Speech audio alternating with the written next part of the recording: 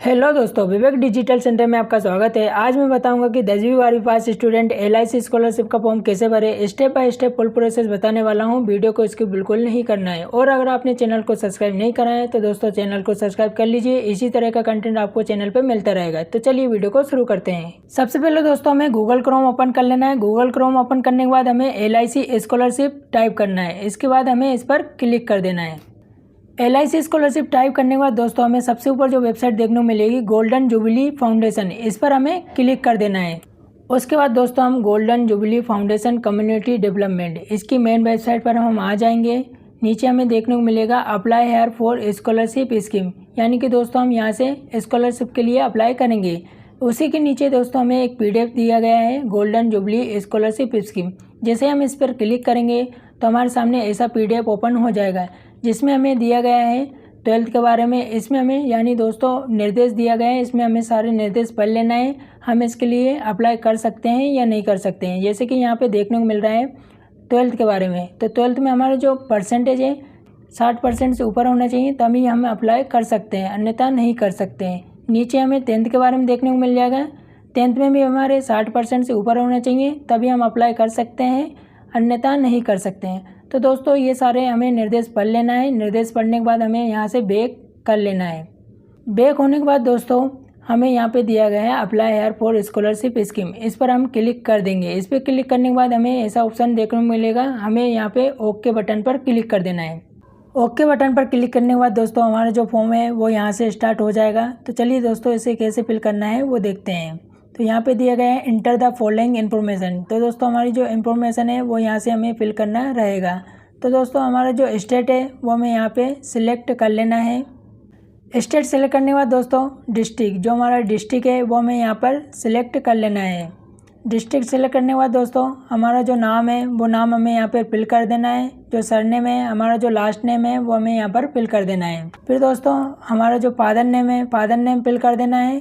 Father name fill करने के बाद जेंडर, हमारा जो जेंडर है मेल है फीमेल है वो हमें यहाँ पर फिल कर देना है। उसके बाद दोस्तों डेट ऑफ बर्थ, हमारी जो डेट ऑफ बर्थ है दोस्तों वो डेट ऑफ बर्थ हमें यहाँ पे फिल कर देना है। दोस्तों मैं आपको एक डेमो पर्पस शो कर रहा हूँ, आपको यहाँ पे सारी जानकारी अच्छे से चेक करके फिल करना है। नीचे दिया गया है नेशनलिटी, यानी दोस्तों हमें यहाँ से इंडिया सेलेक्ट कर लेना है। उसके बाद दोस्तों हमारा जो एड्रेस है, आधार कार्ड के पीछे जो लिखा रहता है वो हमें यहाँ पर एड्रेस फिल कर देना है। एड्रेस फिल करने के बाद दोस्तों जो सिटी है वो सिटी फिल कर देना है। सिटी फिल करने के बाद हमारा जो पिन कोड है वो पिन कोड हमें यहाँ पे फिल कर देना है। उसके बाद दोस्तों लैंडलाइन, यानी कि दोस्तों ये हमें फिल करना ज़रूरी नहीं है। जैसे कि यहाँ पे हमें देखने को मिल रहा है इस बॉक्स के पीछे जो रेड चिन्ह है, यहाँ पे हमें जो रेड चिन्ह दिया गया है, यानी कि इस बॉक्स में हमें जो डिटेल है वो फिल करना ज़रूरी है। अगर यहाँ पे रेड चिन्ह नहीं है इस बॉक्स के पीछे तो हम इसकी डिटेल नहीं भी डालेंगे तो हमें कोई दिक्कत नहीं है। फिर यहाँ पे हमें दिया गया है मोबाइल नंबर, जो मोबाइल नंबर है दोस्तों हमारा मोबाइल नंबर फिल कर देना है। उसके बाद हमारी जो ईमेल आईडी है, ईमेल आईडी फिल कर देना है। नीचे दिया गया है कैटेगरी, तो दोस्तों हमारी जो कैटेगरी है वो कैटेगरी हमें यहाँ से सिलेक्ट कर लेना है।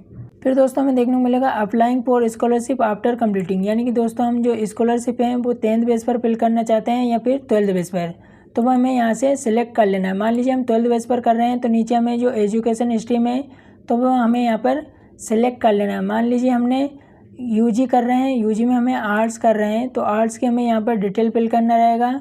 कोर्स का नेम जो है, कोर्स का नेम मान लीजिए हम BA कर रहे हैं तो BA की डिटेल हमें यहाँ पर फिल कर देना है। दोस्तों मैं आपको एक एजुकेशन पर्पज़ बता रहा हूँ, आपको यहाँ पर आपकी जानकारी अच्छे से फिल करना है, ये मैंने आपको पहले भी बता दिया है। फिर नीचे दिया गया है कोर्स ड्यूरेशन, जो हमारा कोर्स है वो कितने ईयर का है वो हमें यहाँ से सिलेक्ट कर लेना है। उसके बाद नीचे दिया गया है एनुअल इनकम फैमिली, तो हमारी जो फैमिली इनकम है वो हमें यहाँ से सिलेक्ट कर लेना है। उसके बाद हमारा जो फैमिली इनकम सर्टिफिकेट है वो हमें यहाँ पर अपलोड करना रहेगा। फिर दोस्तों हमें यहाँ पर जो 12th बेस पर फिल कर रहे हैं हमारी 12th की डिटेल हमें फिल करना रहेगा। तो हमारी जो 12th की डिटेल है, बोर्ड है, वो हमें यहाँ पर फिल कर देना है। जो 12th पासिंग ईयर है वो हमें यहाँ से सिलेक्ट कर लेना है। उसके बाद दोस्तों हमारा जो 12th में परसेंटेज है वो परसेंटेज हमें यहाँ पर फिल कर देना है। फिर दोस्तों अपलोड मार्कशीट, जो हमारी 12th की मार्कशीट है उसे हमें यहाँ पर अपलोड कर देना है। ईयर ऑफ एडमिशन, यानी दोस्तों हमारा जो सत्र है वो हमारा 24-25 का नहीं दोस्तों 25-26 का होना चाहिए, यानी हमारा जो ईयर है एडमिशन जो हमने अभी लिया है वो हमारा 25-26 का होना चाहिए, तभी हम इसके लिए अप्लाई कर पाएंगे।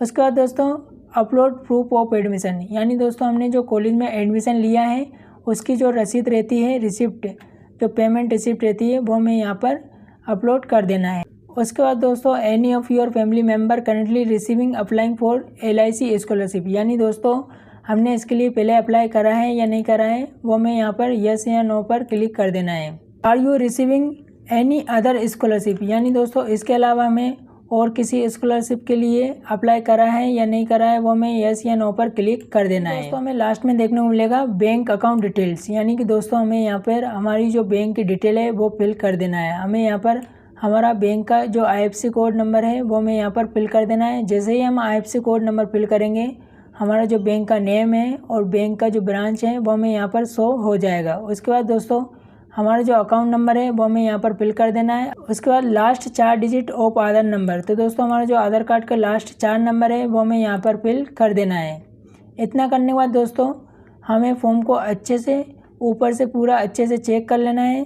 चेक करने के बाद दोस्तों हमें नीचे तीनों बॉक्स पर डिक्लेरेशन पर टिक कर देना है। टिक करने के बाद हमें सबमिट बटन पर क्लिक कर देना है। सबमिट करने के बाद दोस्तों हमारा जो रजिस्ट्रेशन है वो सक्सेसफुल हो जाएगा। हमें यहाँ पर हमारा रजिस्ट्रेशन ID शो हो जाएगा। जो भोपाल डिवीज़न ऑफिस है वो हमें यहाँ पर दिखाई देगा और नीचे हमें फ़ोन नंबर देखने को मिल जाएगा। हमें स्कॉलरशिप से संबंधित कुछ भी डाउट हो तो हम इस नंबर पर कॉल करके पूछ सकते हैं, जानकारी ले सकते हैं।